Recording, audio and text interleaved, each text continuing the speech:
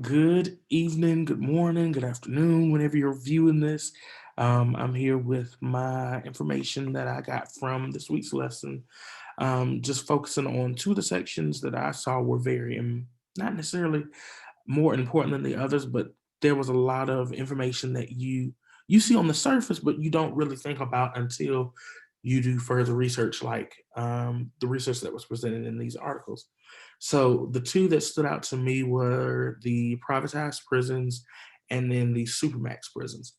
So when I think of prison, I think of this is where people are as a form of punishment for a crime they may have committed to take them out of the general population, put them in an area where they can think about what they did or spend time away from the regular population and come up with ways to rehabilitate them, come up with ways to get them back into society where they will be productive members of society, as opposed to being deviant and exhibiting criminal behavior. Um, and then not necessarily just that, but looking at um, prisons as more than just punishment. Prisons are supposed to be, in my opinion, a place where when a person goes there, they're getting a service for something that they did. There's an underlying problem. We're going to figure out why they're here. And there are other entities like mental health professionals who work with that specifically. Before I go into this research, I want to segue, um, like I always do with kids, with how we punish kids. Kids are, instead of doing punitive punishments, we've gone into using ways and techniques to get the child to see, okay, what did I do wrong? Get them, if there's some form of restitution or what have you, it's more so that the child can not necessarily lose something, but they're giving something because of something they took away from somebody else. What's happening in the prisons, in the adult prisons, with the privatized prisons and the supermax prisons, they're taking the traditional way of housing prisoners and putting people in these prisons and are turning it into something totally different. Starting with the privatized prisons, um, one of the things that stood out was it said a fundamental role of government is to punish and rehabilitate offenders. Well, these privatized prisons have different functions, and it listed that as far as like their diversion programs, fine collection, community service, probation supervision, parole supervision, juvenile facility operations, jail operations, prison operations. With that being said, you have companies who may come in or decide that, hey, we'll supervise your people if you bring them here, like those that cook, um, cheap labor. You bring them here, we'll give them a little small stipend enough to say that we're paying them or whatever. And your prison will get money by giving us these laborers because we don't have to pay $13 and $14 an hour to somebody when we can get somebody who has to do this time either way and pay them less. I know there was like the company, I think Michael Jordan, his shoes were being made in a prison. License plates are being made in prison. Um, it first began as there wasn't necessarily, it was a moneymaker kind of thing for prisons as far as, we can do this. And now it's turned into we can save money.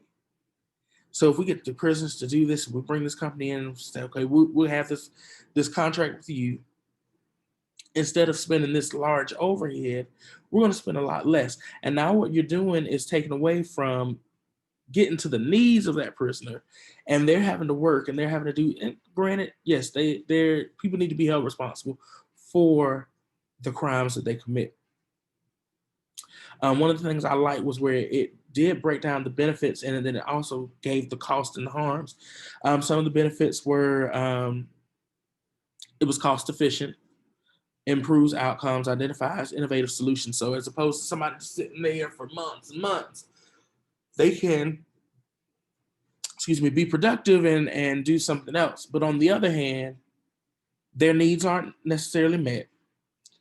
They there has to be more social control because now you're putting in the population. And then there's some ethical problems, I think, with it because you're not necessarily exploiting these people, but you've got a company that's like, hey, we're gonna make some money and let's go ahead and let's go in there and get a little bit of their labor. And now your quality may be a little less because these people aren't necessarily trained. Um, but I don't have to spend as much because I can just get the labor for cheap or free. And then you have the prison staff on from their perspective of I don't necessarily have to do my job as well because hey, I'm not getting paid nothing for this. They're not giving a lot of money for this. Or these are essentially workers. You do your job and you go back in your cell. Now, granted, that may not necessarily be the thing, and then this is the same thing that you could say with the supermax prisons, where you're putting all these criminals or these people who commit these crimes, these really bad crimes, in max security, and we're going to put them all together. Where essentially they're sitting there with each other and they're saying, "Hey, what did you do? How did you do this?" So when they get out in society, now they've got more ways to do these crimes. And one of the things that stood out with that, and I made note of this, is um, instead of dispersing them and putting them in different areas, because you can have different areas. I know, like um, of supervising them, the lows and the standards and whatnot. You're taking all them instead of dispersing them, putting them and concentrating them in one location, and now you've got the worst of the worst in one place. Um, and so I think that the prisons are going away from what it traditionally was, and it might be a harm to society because society benefits from the items that come out and whatnot that they do produce. But then you're not using your community resources to say, hey, instead of us trying to make a buck, let's try to make sure that these people are getting rehabilitation and they don't recidivate once they get out. So those are just kind of some of the little key things that I got from it. I might have gone longer than I wanted to. Um,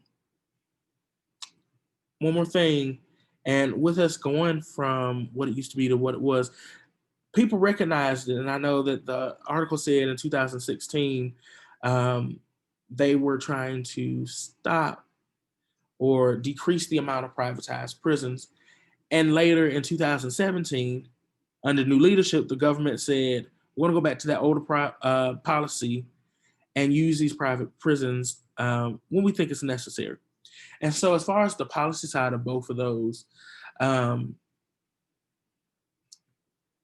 these policies are good when it comes to money, and it creates a leeway for these big companies to get labor and to their motivation is money, as opposed to saying, while you're in here, this is our primary focus. This is where the money is going to be allocated. We're trying to save money so we can make more money. My grandfather always says, in order to make money, you have to spend money. But instead, if I can get somebody to come in here and I don't have to pay as much, it's going to show. You pay for what you get, essentially. All right, so that's what I have for this week. I hope that made sense to everybody, and I hope everybody has a great week.